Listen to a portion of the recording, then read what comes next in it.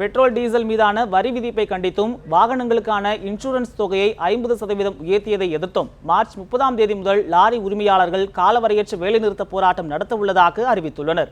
இதனை முன்னிட்டு இன்று முதல் லாரிகளில் சரக்கு ஏற்றுவதற்கான புக்கிங் நிறுத்தப்பட்டுள்ளது.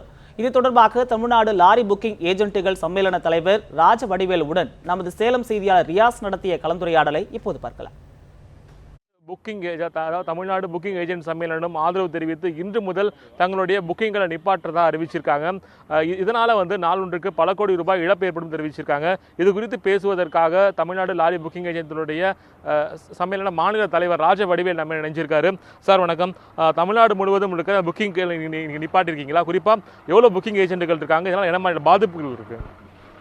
அது வட மாநிலங்களுக்கு செல்லக்கூடிய லோடுகள் அனைத்தும் நிறுத்தப்படும் இன்னைய தேதியிலிருந்து. ஏன்னா மகாராஷ்டிராவிலேருந்து அந்த பக்கம் குஜராத், ராஜஸ்தான், எம்பி, யூபி, அஸ்ஸாம் இந்த மாதிரி லைன் போகக்கூடிய வண்டிகள் இன்னிலேருந்து லோடு ஏற்றக்கூடாதுன்னு சொல்லி முடிவு பண்ணியிருக்கோம். ஏன்னா ஸ்ட்ரைக்கு போய்ட்டு திரும்பி ரிட்டர்ன் வர முடியாதனால தமிழ்நாட்டில் எங்களுடைய புக்கிங் ஏஜென்ட்டுகள் 5643 புக்கிங் ஏஜென்ட்டுகள்னால் தமிழ்நாடு முதல் சென்னை முதல் கன்னியாகுமரி வரை உள்ள அனைத்து புக்கிங் ஏஜென்ட்டுகளுமே இன்றைய முதல் வட மாநிலங்களுக்கு செல்லக்கூடிய லோடுகள் ஏற்றுவதில்லை.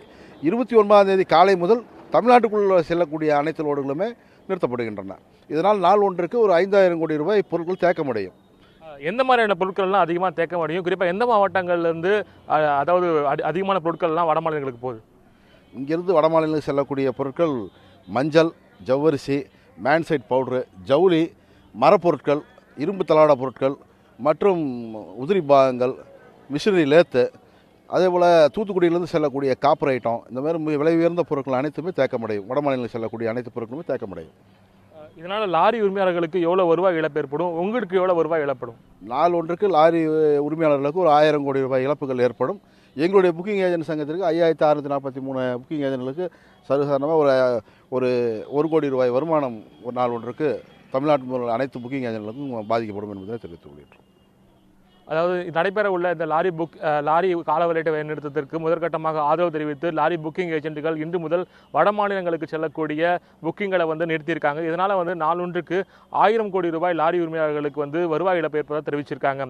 ஒளிப்பதிவாளர் பார்த்தசாதியுடன் ரியாஸ், நியூஸ் 7 தமிழ், சேலம்.